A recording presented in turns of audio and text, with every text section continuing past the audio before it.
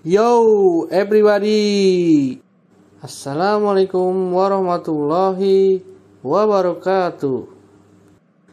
Pada video kali ini kita akan belajar menganalisis perangkat keras minimum yang diperlukan untuk merakit sebuah komputer.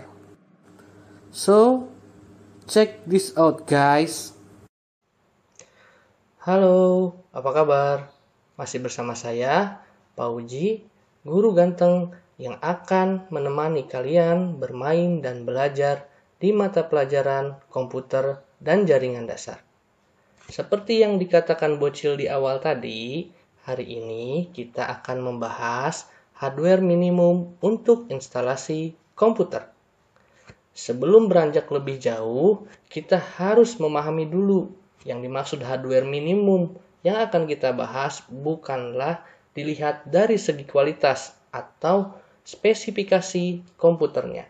Tapi yang dimaksud hardware minimum adalah kuantitas atau jumlah atau berapa jenis hardware yang akan digunakan untuk instalasi komputer. Nah, kira-kira apa saja hardware yang diperlukan untuk instalasi komputer? Mari kita lihat bersama-sama. Yang pertama adalah prosesor. Prosesor adalah sebuah chip yang berfungsi untuk mengontrol dan mengolah data pada komputer. Artinya bahwa prosesor itu berfungsi di bagian pemrosesan. Seperti pada materi sebelumnya, bahwa dalam komputer itu ada alat proses, ada alat input, ada alat output, dan ada penyimpanan data. Nah, prosesor berada pada bagian pemrosesannya. Lebih lanjutnya, nanti kita akan bahas satu persatu prosesor dan jenis-jenisnya. Karena berdasarkan sejarah perkembangan komputer, semakin ke sini, kecepatan prosesor akan semakin cepat. Nah, lalu selain prosesor, apa lagi yang diperlukan? Yang kedua adalah heatsink pan. Heatsink pan ini adalah kisi-kisi yang terbuat dari tembaga yang di atasnya biasanya ditaruh kipas. Nah, kipas kan dalam bahasa Inggris artinya fan, makanya namanya heatsink fan. Jadi, heatsink fan itu adalah alat yang berfungsi untuk mendinginkan prosesor dengan cara meratakan panas yang diterima. Jadi, di atas prosesor nanti akan diberikan heatsink. Nah, ketika komputer berjalan, secara otomatis prosesor akan bekerja sehingga menyebabkan panas. Nah, panas yang dari prosesor itu terserap oleh heatsink. Nah, sehingga panasnya merata di heatsink. Lalu diberikan di atasnya kipas yang akan menyebabkan panasnya itu tersebar keluar ke bagian-bagian lainnya yang mengakibatkan prosesornya tidak panas pada saat komputer berjalan. Oke, selanjutnya adalah motherboard. Motherboard itu adalah sebuah papan induk di mana semua komponen atau alat proses diinstalkan. Kalau bahasa saya sih biasanya disebutnya papan emak. Kenapa disebut papan emak? Mother itu bahasa Sundanya emak, board itu papan. Jadi yang dimaksud dengan papan emak atau motherboard itu adalah papan yang dimana semua komponennya itu dipasangkan. Apa saja yang dipasangkan? Kita bisa lihat di sini. Nah, ini adalah CPU pan and heatsink.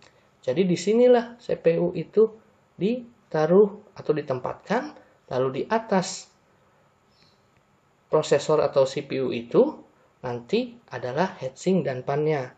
Nah, di antara yang lainnya nanti alat bagiannya nih, tuh. Ada di sini tempat menempelkan RAM. Dan ini power dari power supply. Lalu ada AGP slot, PCI slot, button CMOS, dan ini konektor untuk input dan output device. Itu ada USB, audio, PS2, dan yang lainnya. Lebih lengkapnya, nanti kita akan bahas tersendiri bagian terkait motherboard. Tapi kita bisa menyimpulkan sekali lagi bahwa motherboard itu adalah tempat semua komponen komputer dipasang. baik itu secara langsung maupun tidak langsung melalui kabel atau alat lainnya. Kita lanjutkan. Yang selanjutnya adalah RAM atau Random Access Memory. Kadang-kadang saya pribadi pun menyebutnya RAM, kadang-kadang saya juga hanya menyebutkan memori. Lalu apa RAM itu? RAM adalah sebuah memori yang bersifat volatil. Volatil artinya sementara, yang berfungsi untuk membantu kecepatan eksekusi pada pengolahan data. Itu. Yang perlu diperhatikan, RAM memang menyimpan data, tapi datanya hanya bersifat sementara, yang berupa cache memory biasanya disebutnya. Nah, jadi ketika komputer dinyalakan, RAM akan menyimpan pemrosesannya memori dalam sebuah data memorinya itu, tapi ketika komputer dimatikan, maka datanya itu dihapus. Nah, oleh karena itu, maka RAM itu bersifat volatil, artinya data yang tersimpannya itu hanya sementara, dia hanya menerima sebuah cache itu. Tapi ketika komputer dimatikan, semua data yang tersimpan di RAM tersebut akan terhapus. Itulah RAM. Selanjutnya adalah power supply. Nah, power supply salah satu alat vital yang ada di dalam sebuah komputer. Kenapa saya sebut vital? Karena power supply-nya yang memberikan daya listrik atau memasok daya listrik ke seluruh komponen komputer. Apa saja yang dipasok oleh power supply? Yang pertama, otomatis tempat semua perangkat komputer dipasang, yaitu motherboard. Jadi, power supply memberikan energi atau daya listrik ke motherboard. Selain itu, ke hard disk, ke optical drive, dan yang lainnya. Yang intinya bahwa sekali lagi power supply atau biasa disebut PSU singkatannya, atau PS, kalau PS artinya power supply, kalau PSU itu power supply unit, itu yang memberikan atau memasok daya listrik ke hampir seluruh komponen perangkat keras komputer. Selanjutnya ada HDD atau hard disk drive. Nah, hard disk adalah media penyimpanan utama yang digunakan pada komputer dengan kapasitas penyimpanan yang sangat tinggi dan bersifat non-volatil. Tadi di awal kita membahas RAM. RAM itu volatil, artinya bersifat sementara penyimpanannya. Tetapi kalau hard disk, penyimpanannya adalah permanen. Jadi ketika kita misalnya mengetik lalu men-save file tersebut, nah di-save-nya di hard disk. Ketika komputer mati, filenya tetap tersimpan di hard disk, berbeda dengan RAM. Ketika komputer dimatikan, data yang sudah tersimpan awalnya di RAM akan terhapus secara otomatis. Nah, hard disk juga ada beberapa jenis. Kalau berdasarkan penghubungnya, ada yang namanya hard disk ATA dan ada hard disk SATA. Hard disk ATA itu biasanya penghubungnya adalah kabel ATA atau bahasa lainnya adalah kabel IDE. Sementara kalau kabel SATA biasanya lebih kecil, dapat dilihat oleh kalian kalau ATA itu penghubungnya agak lebar. Nah, yang lebar itu nanti dihubungkan ke motherboard tuh. Sementara kabel yang warna-warninya, nah seperti yang tadi sebelumnya, power supply lah yang memberikan energi atau daya listrik ke seluruh komponen komputer. Hard disk juga perlu daya listrik, dapatnya dari power supply. Sementara kalau yang di sampingnya yang SATA dihubungkan ke motherboardnya dengan kabel yang lebih kecil. Nah, antara ATA dan SATA memiliki keunggulan masing-masing.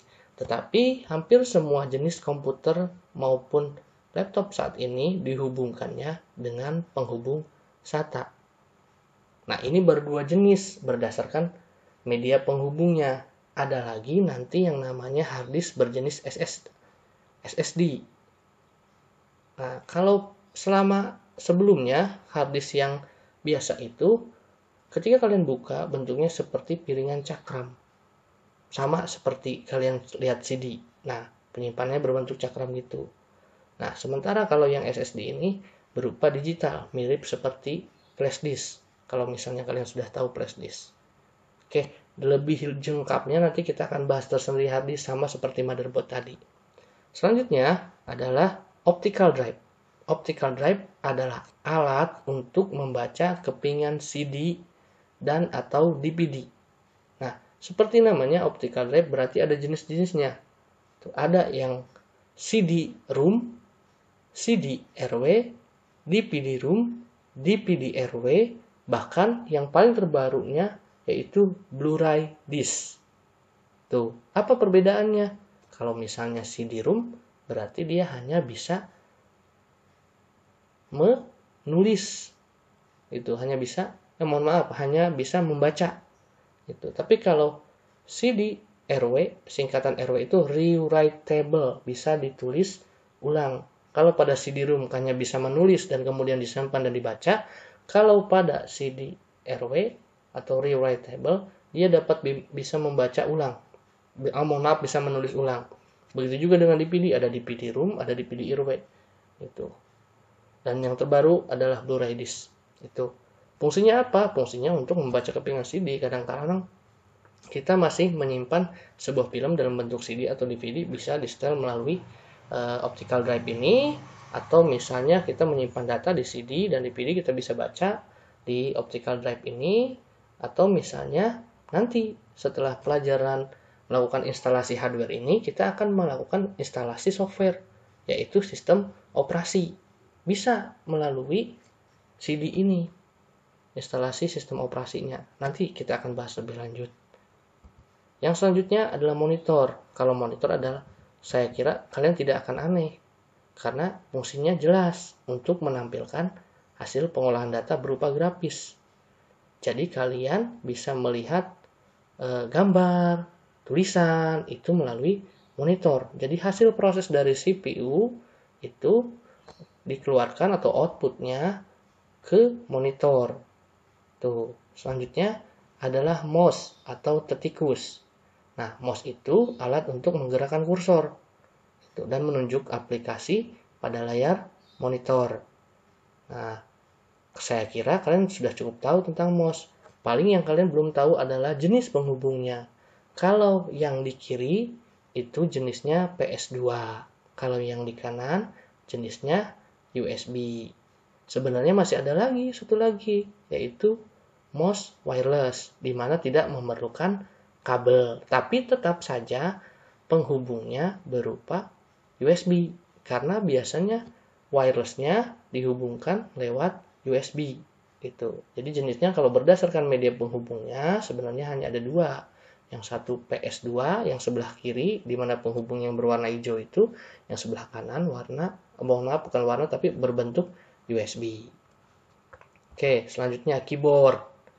Keyboard juga jenisnya sama sebenarnya seperti mouse, yaitu alat input. Bedanya kalau tadi mouse menggerakkan kursor, kalau input yang diberikan dari keyboard yaitu papan kuncinya yang berupa deretan huruf dan angka dan mungkin juga simbol. Berdasarkan media penghubungnya,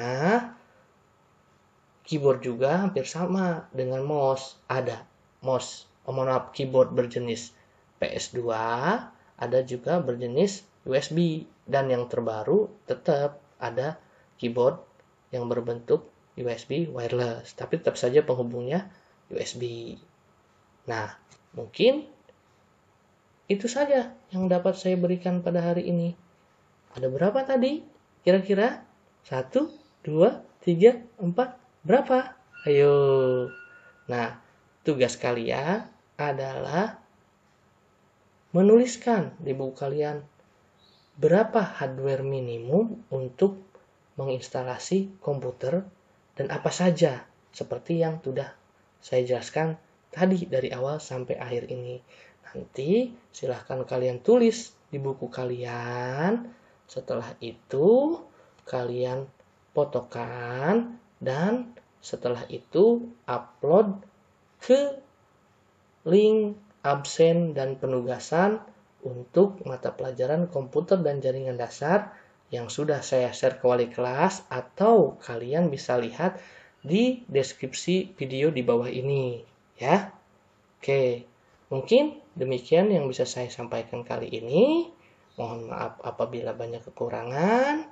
Wabillahi taufiq wal hidayah. Assalamualaikum warahmatullahi wabarakatuh. Salam ganteng.